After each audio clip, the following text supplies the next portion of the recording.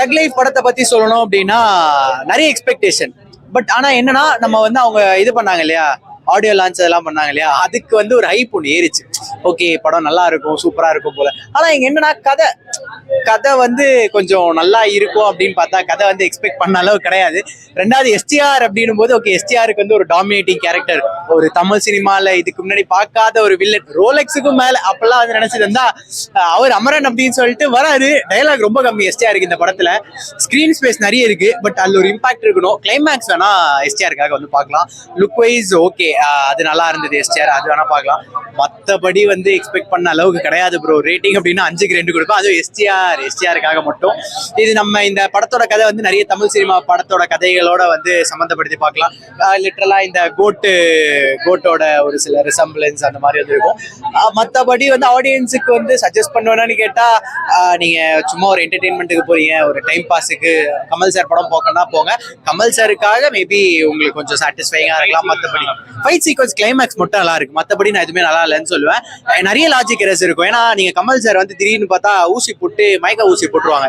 அதுக்கப்புறமும் வந்து அவர் 1/2 hour fight பண்ணுவாருன்னு போதெல்லாம் வந்து அதெல்லாம் வந்து அவருக்கே ஒரு 60 வயசு இருக்கும், 60-70 வயசு மாதிரி தான் படத்துல காமிப்பாங்க. சாரி, அந்த இதை மட்டும் கட் பண்றீங்க. அவருக்கே வந்து அவரே கொஞ்சம் வயசானவர் மாதிரி தான் காமிப்பாங்க. பட் அந்த ஊசியெல்லாம் தாண்டி வந்து ஒருத்தர் முதுகெலும்புல வந்து ஒரு கல்லு பெருசா விழும், அப்பயும் வந்து சண்டை போடுவாருன்னா இதாண்டா தமிழ் சினிமான்ற மாதிரி இருக்கு. சாரி டு சே, பட் படம் வந்து மியூசிக் எல்லாம் 5 வண்ண பூவே வச்சாங்க, 2 இடத்துல ஒரு ஜாயிண்ட் வச்சாங்க. அதுக்கப்புறம் ஜிங்கிச்சாக்கு ஒரு வைப் இருந்தது, மற்றபடி வேற எதுவும் இல்லை. த்ரிஷா என்ன சொல்றதுன்னு தெரியல ப்ரோ.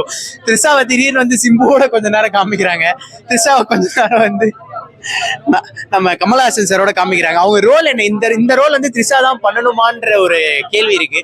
மேபி த்ரிஷாவை தாண்டி நீங்க சும்மா ஒரு ஹீரோயினை கூட போட்டிருக்கலாம். மேபி படம் வந்து கொஞ்சம் ஹைப் ஏறணும், அடுத்த லெவலுக்கு போகணும் அப்படின்றனால த்ரிஷாவை போட்டிருப்பாங்கன்னு நினைக்கிறேன். த்ரிஷா வந்து இந்த மாதிரி படம்லாம் எடுக்கக்கூடாது. எனக்கு தெரிஞ்சா அவங்களுக்கு வந்து விடாமுயற்சியிலே நல்லா அவங்களுக்கு வந்து செட் ஆகல. அதே மாதிரி லிட்டரலா ஒரு ரோல் தான் இங்கேயும் செட் ஆகல. ஃபைட் சீக்வன்ஸ் வந்து ஃபர்ஸ்ட் ஹாஃப்ல வந்து எல்லாமே ஓகே. செகண்ட் ஹாஃப்ல மட்டும் கொஞ்சம் இந்த ஜூஜு ஜார்ஜுக்கும் கமலுக்கும் அந்த சீனா கொஞ்சம் மணிரத்னம் படம் கமல் படம் எக்ஸ்பெக்டேஷன் ரொம்ப எக்ஸ்பெக்டேஷனா வச்சு வராதிங்க, சட்டில்டா எடுத்துருப்பீங்க. நீங்க நான் ஏதாவது சொன்ன நாயகன் படம்லாம் இதுல எல்லாம் நினைச்சுனா வராதிங்க. நல்லா இருக்கும், இது அவ்வளவுதான். என்ஜாய் பண்ணிட்டு போகலாம். ஃபர்ஸ்ட் ஹாஃப் வந்து நல்ல விருப்பா போகும். எஸ்டிஆர் ஃபேன்ஸுக்கு நல்லா இருக்கும். எஸ்டிஆர் ஃபேன்ஸ் வந்து ஃபர்ஸ்ட்ல இருந்து அந்த ஓப்பனிங் சீன்ல இருந்து அவங்க தான் ஹைப்ல இருப்பாங்க. அதே மாதிரி கிளைமேக்ஸும் வந்து அவங்க தான் கொஞ்சம் லைட்டா கண்கலங்கரமா இருக்கும். நல்லா இருக்கும் படம். பிஜிஎம் அது ஏஆர் ரஹ்மான் கொளுத்திட்டாப்ல, அதெல்லாம் கேள்வி கேட்காதீங்க, அவர் வேலையை பார்த்து